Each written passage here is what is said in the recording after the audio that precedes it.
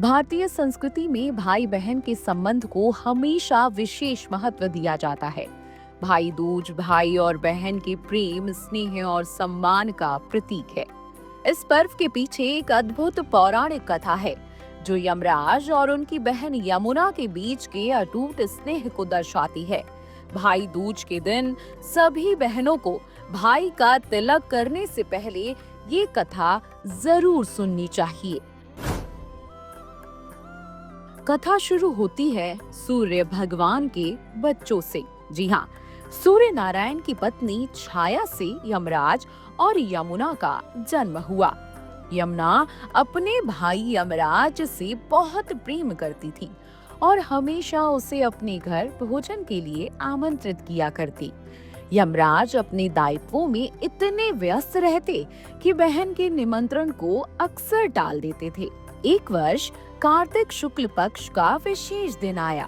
यमुना ने अपनी बहनुमा भक्ति और स्नेह से यमराज को पुनः आमंत्रित किया।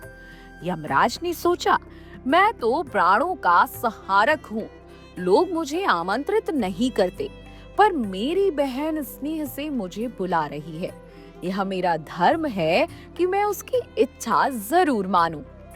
क्योंकि यमराज को अपनी बहन यमुना के घर जाना था, तो यमुना के घर आते आते यमराज ने नरक में फंसे जीवों को मुक्त कर दिया। यमराज के आगमन से यमुना अत्यंत प्रसन्न हुई। उसने स्नान और पूजन करके यमराज का स्नेह पूर्वक स्वागत किया और घर में विविध प्रकार के स्वादिष्ट व्यंजन बनाए और अपने भाई यमराज के सामने परोस दिए।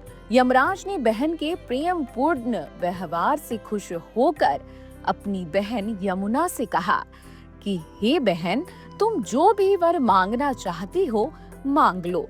मैं तुम्हें कोई भी वर जो तुम मांगोगी वो जरूर दूंगा।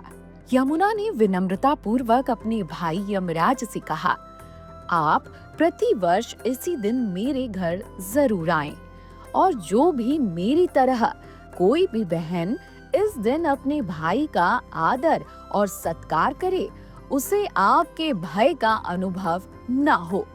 यमराज ने ये बात सुनकर अपनी बहन को तथास्तु कह दिया।